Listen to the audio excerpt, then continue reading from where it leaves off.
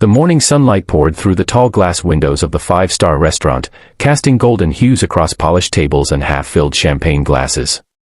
The air was thick with quiet tension, the kind that only existed when people of power and wealth sat across from one another, trying to seal deals worth more than most people would see in a lifetime. And there, right in the center, sat a billionaire named Charles Donovan, the man who owned half the skyline of New York, yet at that very moment, looked completely helpless.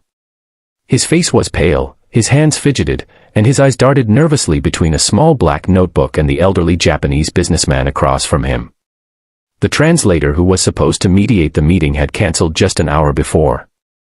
Now, without anyone to bridge the gap, the multi-million-dollar partnership he'd been chasing for months was seconds away from falling apart. If you believe in the power of kindness, second chances, and moments that can change lives forever, take a moment to like, comment, share, and subscribe to Kindness Thread, because stories like this remind us that sometimes, the smallest act of courage can rewrite someone's destiny. Charles had always believed money could fix anything, and for most of his life, it had. But as he stared at Mr. Takahiro, the stoic Japanese investor who didn't understand a single word of English, he realized that power had its limits. He had rehearsed every number, every pitch, every future projection, but without language, none of it mattered. The restaurant's quiet clinking of glasses felt deafening now. Sweat gathered at his temples. He tried showing graphs, gesturing with his hands, forcing awkward smiles, but it all seemed to confuse his guest even more. Mr. Takahiro, a man of grace and patience, simply nodded politely and placed his napkin down. The meeting, months of planning, was slipping through Charles's fingers like sand.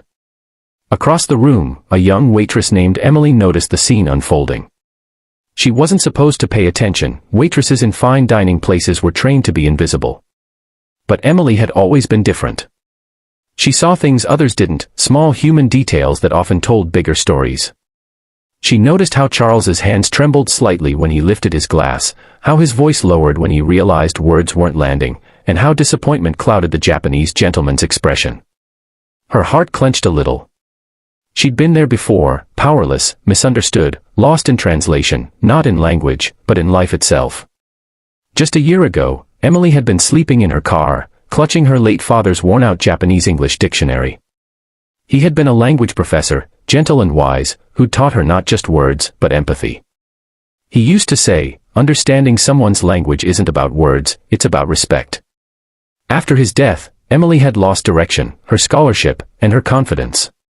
Working at this restaurant was her lifeline, a quiet attempt to rebuild. She hadn't spoken Japanese in months, but the sounds and rhythms of the language still lived somewhere deep in her heart. As she approached Charles's table to refill the water glasses, she heard him murmur under his breath, "God, I can't do this." That single sentence, desperate and raw, was all it took. Something inside Emily shifted. She looked at Mr. Takahiro, who sat patiently, and before she could stop herself, she softly greeted him in Japanese. The man's eyes widened in surprise. Emily bowed slightly and introduced herself. For the first time since the meeting began, the tension broke like a fragile shell. Charles blinked in shock, unsure what was happening. Emily turned to him, her voice calm but steady, and said, "Sir, I speak Japanese. I can help, if you'll let me." For a moment, there was silence, then hope flickered in his eyes like a dying candle catching flame again. She sat beside them, hands clasped nervously, and began to translate. Her words flowed gently, humbly, but with precision. She didn't just translate language, she translated meaning, emotion, and intent. When Charles spoke of innovation, Emily spoke of legacy. When he mentioned profits, she conveyed vision. When he tried to explain market expansion, she framed it as cultural collaboration. Each sentence carried more than business, it carried humanity. Mr. Takahiro listened carefully, nodding with growing interest.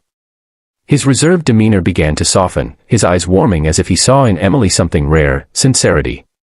Hours passed like minutes. Plates were cleared, coffee replaced wine, and laughter replaced silence. Emily found herself fully immersed, her fears dissolving as the rhythm of language took over.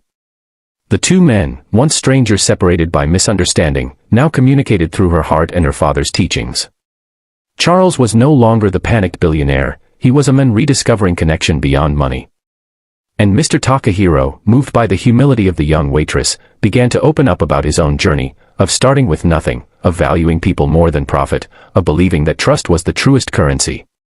When the meeting finally ended, Mr. Takahiro stood, adjusted his suit, and smiled at Emily. He spoke in slow, deliberate English. "You remind me of my daughter. Your father must be proud." Emily's throat tightened, tears glimmering in her eyes. Before leaving, he turned to Charles and said something quietly in Japanese. Emily translated, her voice trembling with disbelief. "He says, he'll sign the deal. He trusts your heart." The restaurant fell silent for a moment. Charles sat there, stunned. He extended his hand to Emily and whispered, "You didn't just save the deal, you saved me." But Emily only smiled faintly, whispering, "Sometimes kindness speaks louder than words." Later that evening, after everyone had left, Charles waited for her outside. The city lights shimmered in reflections across wet pavements.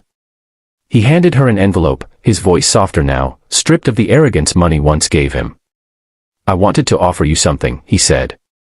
Inside was a check, a number Emily could barely comprehend, along with a note that read, "For the bridge you built when I had none."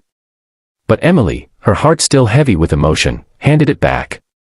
"Sir," she said, "you already gave me what I needed, belief." What she didn't know was that the next morning, Charles would make a call that changed her life.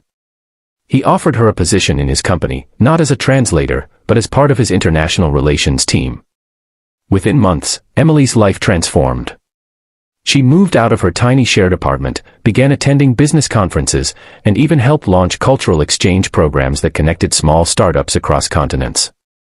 Her story spread quietly at first, a waitress who turned a millionaire's panic into purpose. But for Emily, it was never about the money or fame. It was about honoring her father's memory, proving that understanding, empathy, and kindness could rewrite even the coldest boardroom deals.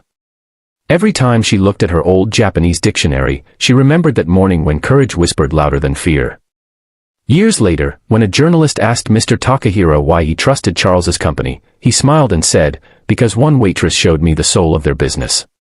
If this story touched your heart, if it reminded you that kindness and courage still matter in a world obsessed with power, please like, share, and subscribe to Kindness Thread. Your support helps us keep telling stories that remind people of hope and humanity. Before we end, we have one special request. Comment below. What's one act of kindness you'll never forget? Because sometimes, a simple word, a helping hand, or a brave decision, just like Emily's, can turn an ordinary moment into $1 million miracle.